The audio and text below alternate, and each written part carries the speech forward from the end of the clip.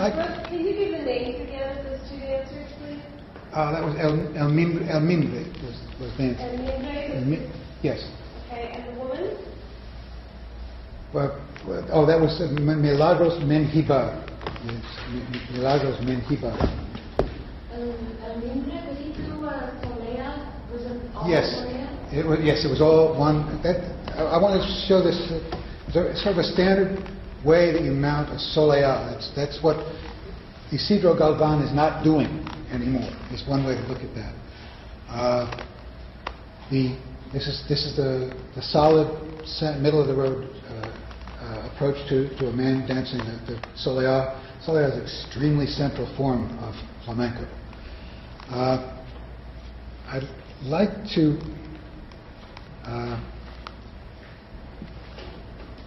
go to tape 6. We're going to hear a singer,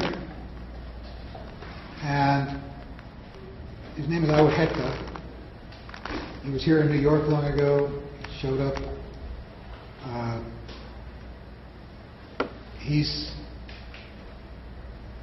an incorporation. He's an embodiment of a certain kind of flamenco. And if we can go into probably the middle of this song, just if you start the tape, we get an idea of what draws some of us into this music.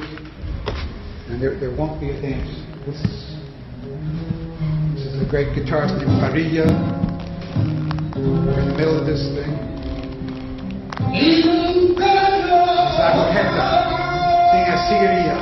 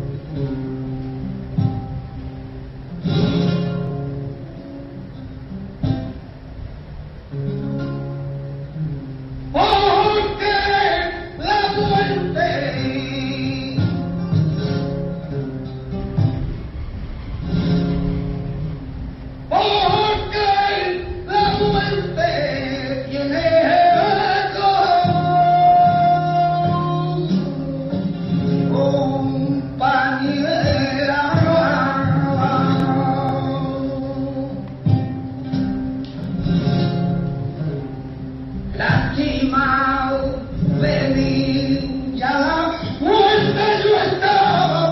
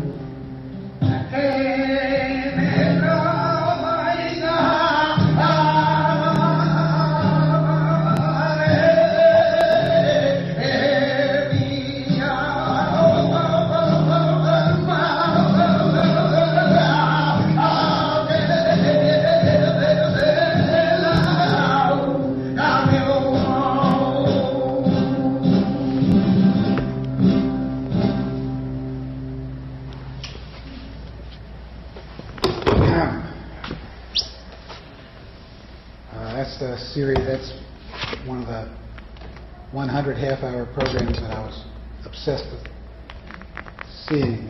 They broadcast them in Spain and then disappeared. But wow,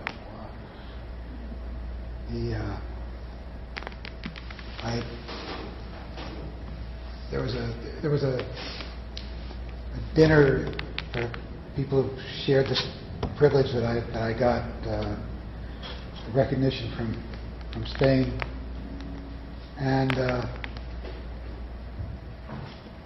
I think it was clear there were some noted people with Spanish connections, and it was not quite clear what I was doing there. And I gave the ambassador was to produce present the awards. I just gave him a piece of paper. It was dated 1973, and he read it. It was from the Spanish Cultural Counselor in New York, the Office of the Spanish Cultural Counselor, and it just said, "Dear BROOK ZERN, we thank you for your inquiry about whether we could try to help you get these films, but we have no idea how to do this."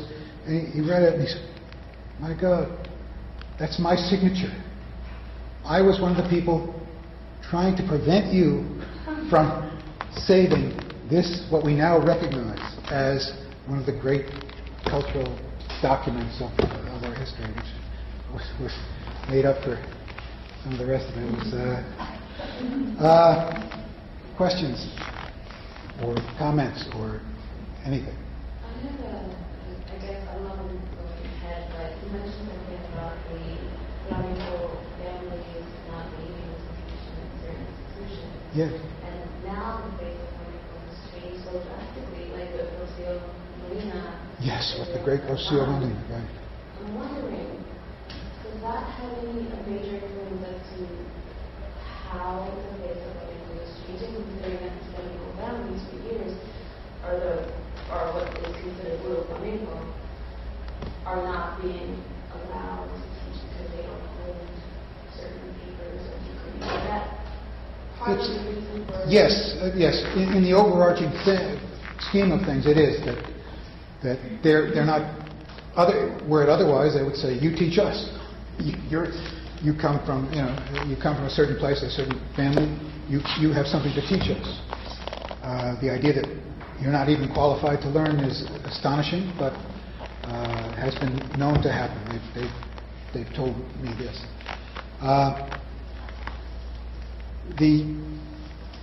With all these transformations, it's amazing that the traditional survives at all, but it does. Both of the dancers that are here at the Joyce are dealing with the paradoxes and the opportunities that are presented by this situation today. Soledad Barrio and her company may be from Spain, but in this city, we claim her as one of our great cultural treasures. I've been privileged here to watch her over the years as she perfected her art, which meant seeing her every year in the village, and also watching her wonderful classes at Faisal's before they knocked it down. And sometimes I even got to attend her then little daughter's birthday parties after class. I was delighted 5 years ago when the New Yorker dance critic Joan Acocella mentioned me in her review of Soleil. She wrote, "The greatest performance of the Flamenco Festival 2006 in New York was that of Soledad Barrio. In her version of the tragic Sierra, Barrio seemed to take us through the whole history of human pain.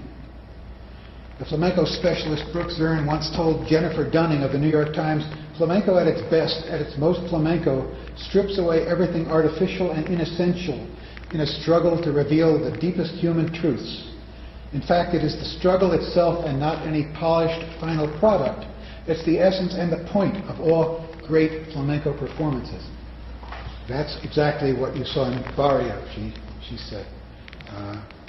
Incidentally, that quote really irritated John Rockwell of the New York Times, his dance critic who had replaced Jennifer Dunning.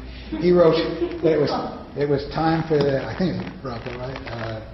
It's time for tourists to shut up or to get over it.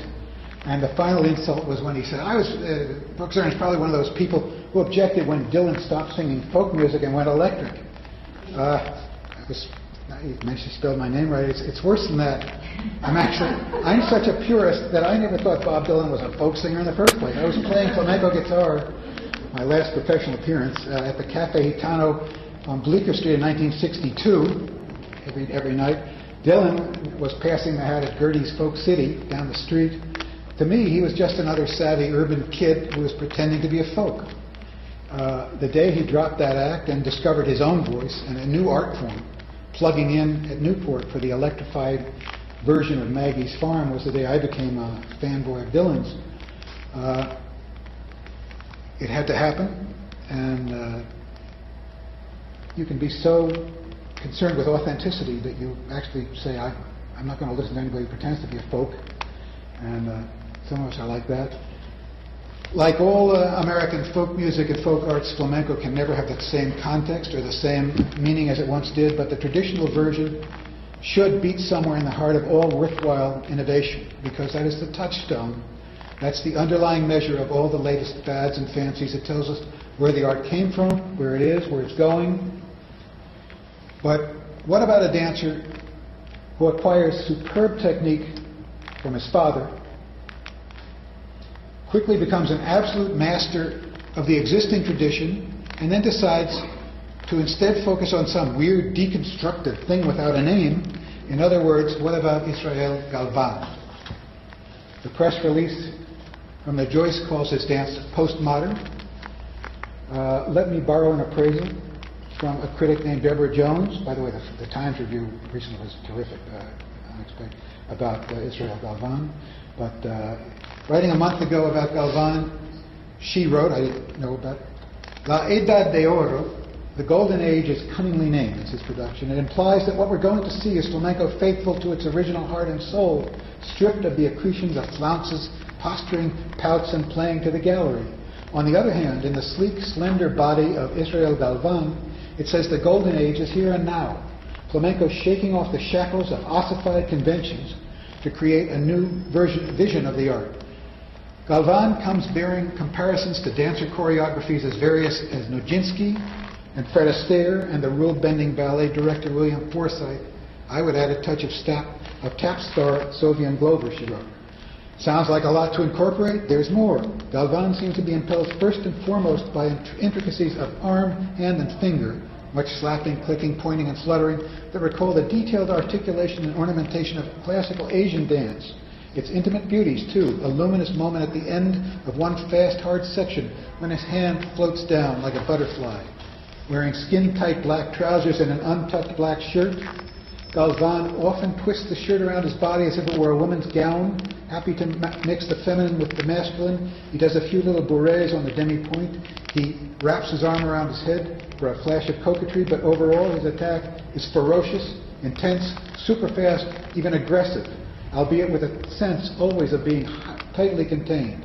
He synthesizes this heady mix, its elements often seen in flashes as brief as lightning, in a way that makes them new, yet firmly produce him in a historical line. It's a long time, she writes, since I've seen a dancer extend boundaries so audaciously while remaining utterly true to the source of inspiration. At the end of his first section, he holds a hand behind his head, fingers splayed. The gesture brings to mind the comb that holds a woman's mantilla and equally mimics the comb of a rooster. It seemed a nod to convention and a cheeky statement of male power. In Galvan, there's a purist and iconoclast simultaneously, everything pulled together by virtuosity polished to a brilliant gleam. Not bad. French criticism. And it's written by Deborah. I'll tell you in a minute. Is that Deborah Jones? No, this is Deborah Jones writing in the Australia about his appearance last month in the Sydney Opera House. I get every flamenco thing in the world on there. You want to know about flamingos? That's those Spanish words. You want to know about Flemish art? That's flamenco. But mostly it's flamenco. I may read a few at random today. As I was leaving a theater in Jerez last year for that, a woman asked me what I thought of 2 years ago. I said, what I thought of Galvan. I said he was magnificent. He was incredible. One of the greatest flamenco performances I've ever seen. Oh yeah, she said. It's a woman who knows more than I. She said, did you notice that he got out of the coffin and danced on the coffin and used a mask from a Japanese no play, and that there was no flamenco real recognizable moves, or flamenco compás, the all-important rhythm, or flamenco music, and sometimes no music at all? Did you notice that? No, I hadn't noticed that. I just noticed it was one of the greatest flamenco performances I've ever seen. Now, that's a massive self-contradiction, but sometimes she just said, I don't know what's wrong with you, but I'm really disappointed. These things happen.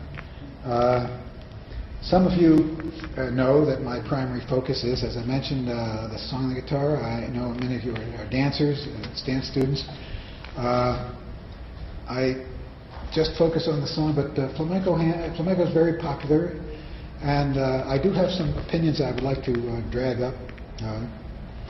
Among the high-profile divas, I always try to see the work of Eva Yerbabuena. The last time I saw her, she was playing with clay.